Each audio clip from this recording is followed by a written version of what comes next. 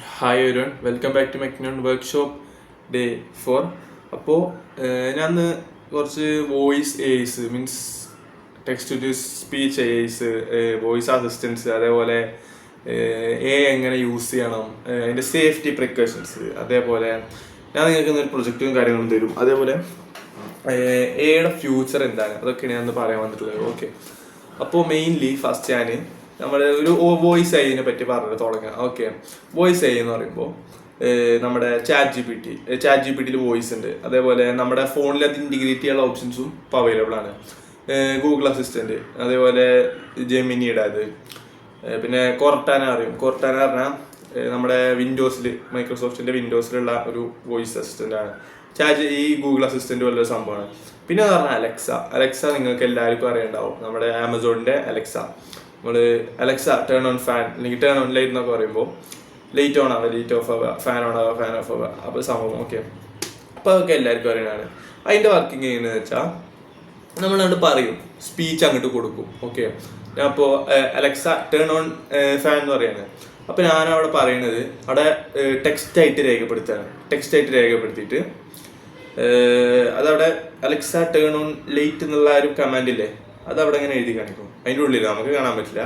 എന്നിട്ട് അത് അതിൻ്റെ പ്രോഗ്രാം പ്രോസസ്സ് ചെയ്തെടുത്തതിന് ശേഷം ടെക്സ്റ്റ് ടു സ്പീച്ച് ആവും. ആദ്യം സ്പീച്ച് ടു ടെക്സ്റ്റാണ്, ഞാൻ പറഞ്ഞു, അത് ടെക്സ്റ്റായി. ഇനി ടെക്സ്റ്റ് ടു സ്പീച്ച് അത് പ്രോസസ്സ് ചെയ്തിട്ട് അതിക്കൊരു റിപ്ലൈ തരാണ്ട്.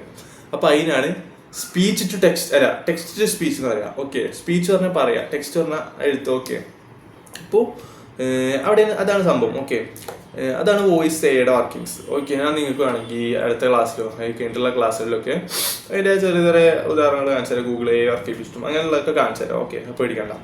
പിന്നെ എന്ന് പറഞ്ഞാൽ നമ്മുടെ എയുടെ കുറച്ച് യൂസസ്. ഓക്കെ, എ എന്ന് പറഞ്ഞാൽ ഹോസ്പിറ്റൽസിൽ കുറേ എ യൂസ് ചെയ്യുന്നുണ്ട് നമ്മൾ.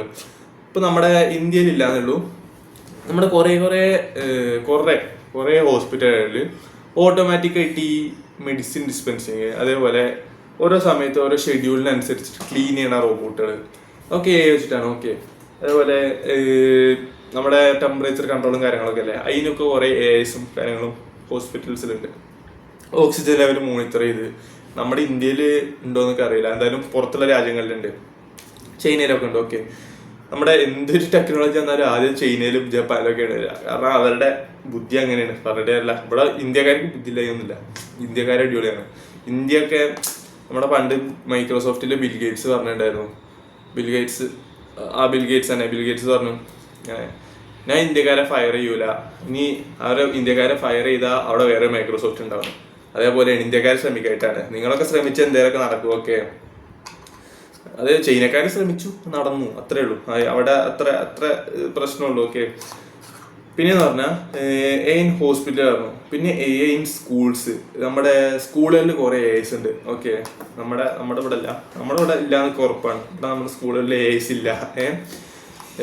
അത് വരും എന്തായാലും പുറത്തൊക്കെ ഉണ്ട്. നമ്മുടെ ഒരു പാരന്റ് ഇപ്പോൾ സ്കൂളിൽ വരുമ്പോൾ കുട്ടിയുടെ ഡീറ്റെയിൽസ്, കുട്ടിയുടെ അനലിറ്റിക്സും കാര്യങ്ങളൊക്കെ പറഞ്ഞുതരാനും കാര്യങ്ങളൊക്കെ എഐസ് പുറത്തുണ്ട്. ഓക്കെ, അതേപോലെ പാരന്റ്സിന് ഓരോ ക്ലാസ് റൂമുകൾക്കുള്ള റൂട്ട് കാണിച്ചു കൊടുക്കുക, വഴി കാണിച്ചു കൊടുക്കുക.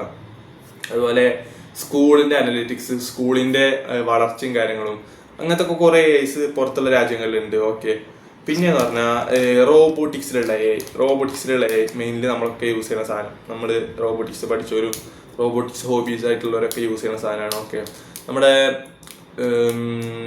സ്മാർട്ട് വാക്യൂം ക്ലീനിങ് റോബോട്ട് ഉണ്ടാക്കി വെച്ചായിരിക്കും. അത് പറഞ്ഞാൽ വേസ്റ്റ് കച്ചറുള്ളടത്തേക്ക് പോയി ക്ലീൻ ആക്കി തരില്ലേ, അതൊരു എ ആണ്, ആർട്ടിഫിഷ്യൽ ഇൻ്റലിജൻസ്. ഓക്കെ, നമ്മുടെ മനുഷ്യന്മാരെ അവിടെ പോയി ക്ലീൻ ആക്കി തരുന്നത് അത് റോബോട്ട് ഇമിറ്റേറ്റ് ചെയ്ത്, മനസ്സിലായോ?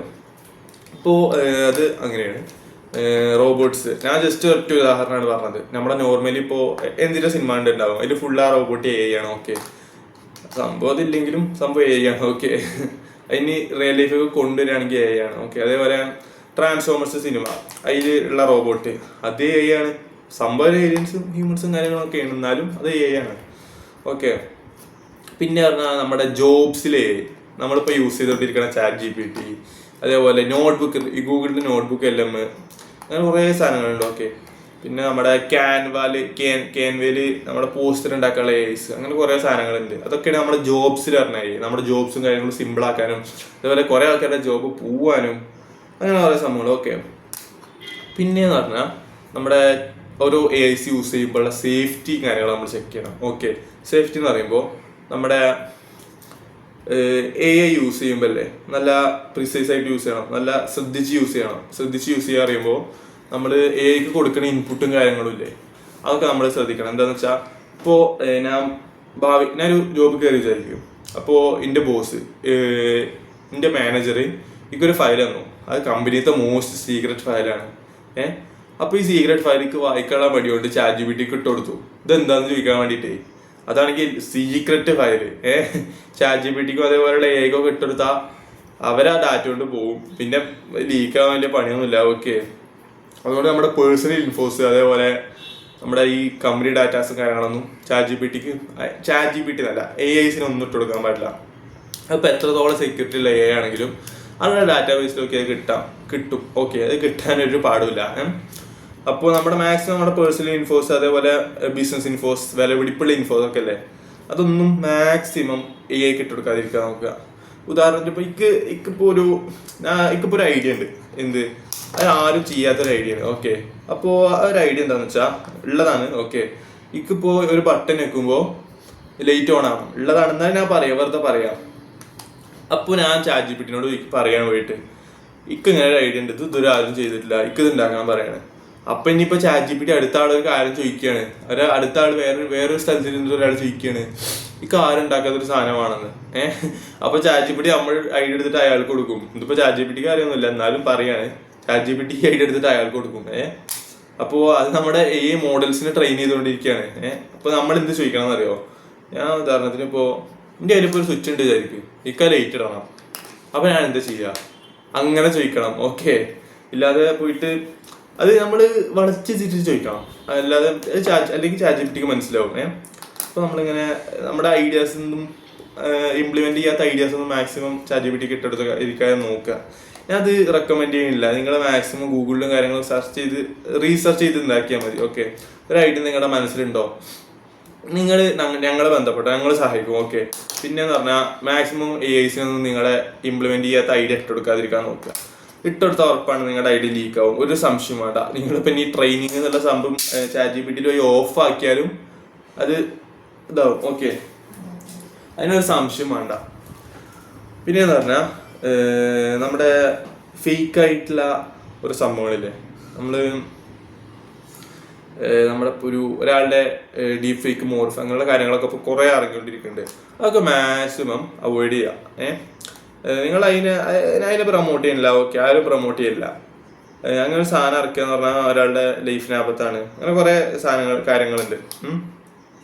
നമ്മൾ മാക്സിമം നമ്മൾ അതിൽ പെടാതിരിക്കാൻ നോക്കുക. മോർഫിങ്ങില്, ഡീപ് ഫേക്ക്, അതുപോലെ ഫേക്ക് ഇൻഫോർമേഷൻസ് ചെയ്യാൻ നമുക്ക് തരും കേട്ടോ, കുറേ തരും. അപ്പോൾ അതൊക്കെ നമ്മൾ ശ്രദ്ധിക്കണം. ഇപ്പോൾ ഫേക്ക് ന്യൂസും കാര്യങ്ങളും അതേപോലെ ഡീപ് ഫേക്കും കാര്യങ്ങളും മോർഫിങ് അങ്ങനത്തെ കുറേ സാധനങ്ങളുണ്ട്. അതൊക്കെ മിസ്യൂസിങ് ആണ്, വെച്ച് മിസ്യൂസിങ് ആണ്. അതൊന്നും നമുക്ക് ഒരിക്കലും ന്യായീകരിക്കാൻ പറ്റാത്ത കാര്യങ്ങളാണ്. തെണ്ടിത്തരം എന്ന് പറയാം, പച്ച മലയാളത്തിൽ തെണ്ടിത്തരം. ഓക്കെ, ഇതൊക്കെ നമ്മൾ മാക്സിമം ഒഴിവാക്കാൻ നോക്കണം. പിന്നെ പ്രൈവസി, ഞാൻ നേരത്തെ പറഞ്ഞില്ലേ, പ്രൈവസി, നമ്മുടെ പേഴ്സണൽ ഇൻഫോസ് അതുപോലെ കമ്പനി ഇൻഫോസ് ഒന്നും മാക്സിമം എഐസിന് ഇട്ടെടുക്കാതിരിക്കാൻ നോക്കുക. അപ്പോൾ ഇന്നത്തെ ക്ലാസ് ഇത്രയേ ഉള്ളൂ, ചെറിയൊരു ക്ലാസ്സാണ്. ഓക്കെ, അപ്പോൾ ഈ ക്ലാസ് എല്ലാവർക്കും മനസ്സിലായെന്ന് വിചാരിക്കണം. ഇത് ജസ്റ്റ് ഒരു അവയർനെസ് ക്ലാസ്സും അതുപോലെ നമ്മുടെ വർക്ക്ഷോപ്പിന്റെ പാർട്ടായിട്ടുള്ള ഒരു ക്ലാസ്സാണ്. ഓക്കെ, അപ്പോൾ നിങ്ങൾക്ക് എങ്ങനെ നേരാണ് യൂസ് ചെയ്യണം എന്നുള്ളൊരു ഉദ്ദേശമാണ് ഞങ്ങളിന്ന് ക്ലാസ് വെച്ചിട്ടുള്ളത്. ഓക്കെ, അപ്പോൾ ഷാസിം സൈനിങ് ഔട്ട്, ബൈ.